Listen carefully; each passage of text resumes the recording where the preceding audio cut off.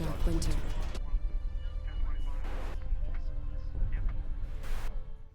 Hey guys, it's Spectre again. Today I just wanted to give some credit to The Division for already surpassing some features in Destiny, and maybe Bungie will take note of that.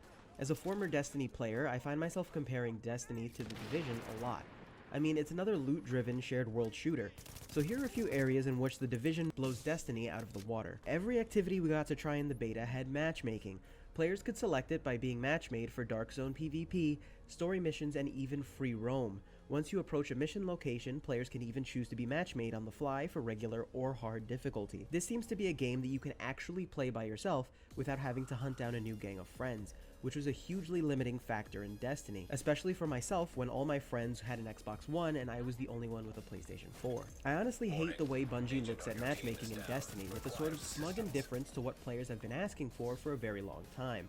Over and over again, Bungie have arrogantly said that they know what's best for players, even when it's caused their own product to suffer. I honestly wish they'd just listen to player feedback and add matchmaking to more activities.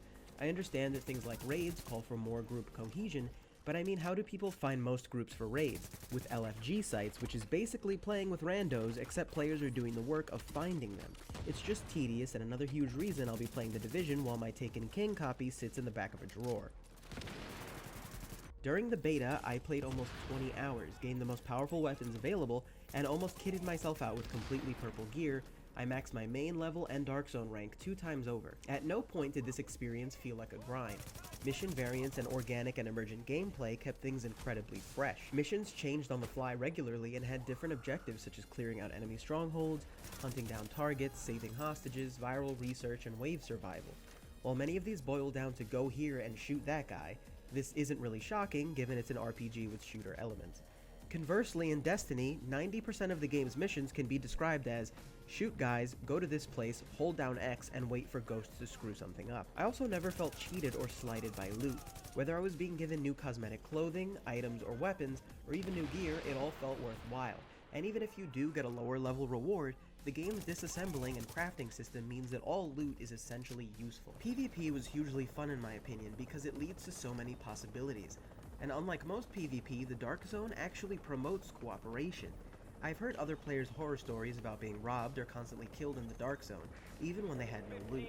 But in my experience, most players wouldn't even attack each other, but would cooperate to achieve their own goals. For example, in extractions, once you want to get your loot out of the Darkzone, you have to extract it by a helicopter, which calls attention to players who may want to rob you. I found that most players would converge with their own loot and all extract at the same time, not harming one another for the sake of not risking their own loot. At times, packs of players would attempt to go rogue, but these newly banded together players would push them back. It was also really fun to hunt down rogue agents with these other random players. At other frantic moments, high-level AI enemies mixed with player-controlled rogue agents, which ended up in all-out chaos. Essentially, every time you enter the Darkzone, something different will happen. It isn't like grinding a game mode playlist like in Destiny, where the matches play out in relatively the same fashion, and you're not screwed over by an RNG system that awards the least skilled players with the best loot. The ability to forge alliances on the fly and be affected by those around you adds to the fun, and it adds another dimension to PvP. And another feature that ones up Destiny already is that the Division has proximity chat within its PvP, which is something that players of Destiny have been asking for quite a long time. I can give credit where credit is due. Weapons in Destiny feel awesome. Every gun has its own weight and feel to it, and other qualities that make them unique, which is something Destiny does better. But the sheer abundance of weapons in the Division is a nice change of pace. Also, one huge thing the Division has is the ability to mod your weapons. Sure, Destiny has various nodes that you can play with for each weapon that may change your experience slightly, but the Division features attachments, scopes, and weapon skins, which is another feature that players have been begging for and will probably only get through microtransactions for $5 a pop. Modding a weapon and making it truly my own was a nice motivation for hunting down every Prime modification that I could find.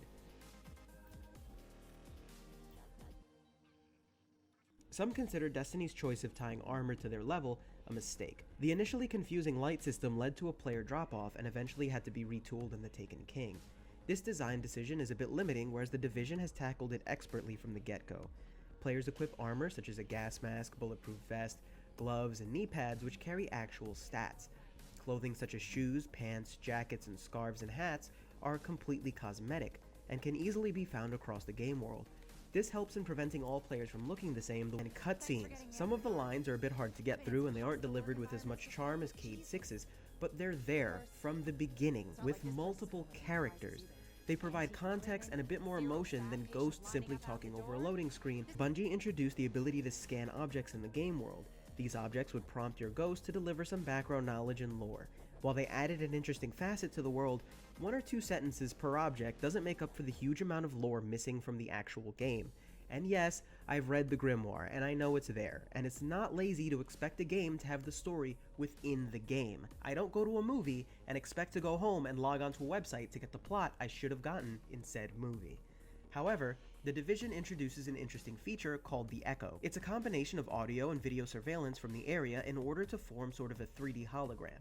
Upon activating these echoes, a holographic scene unfolds around them, giving players even more background story and an idea of what happened as New York City fell. The audio is great, and the ability to view info on each of the subjects is a nice touch. This is how you use scannable objects to tell more backstory. While Destiny takes us from hardened stone ruins to bubbling sulfur pools on Venus, the worlds are for the most part dead.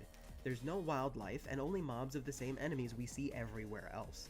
Scattered clutter in some areas does attempt to tell a story and deliver an image of the human race on the brink, but it falls flat, as everyone just seems a bit too comfortable at times, especially by the fireside in the tower near New Monarchy. The story told by the Division's world is something much closer to a disaster. From NPCs walking the streets, scavenging and fighting over food, even some keeling over and dying right in front of you on the street, to rooms that are carefully put together to tell stories of the sick being cared for. The Division seems to have a really coherent view of the type of world they want to build, and it's nice to see small subtle stories told through that scenery. These are just a few things I'm loving about The Division that I wish had been in Destiny. Luckily, The Division is not too far away, and I can go back to being permanently attached to my PS4. Did I miss any features that you enjoy in other social shooters? Let me know, and remember to subscribe for more content all about The Division. Thanks for watching, guys. Dark Winter.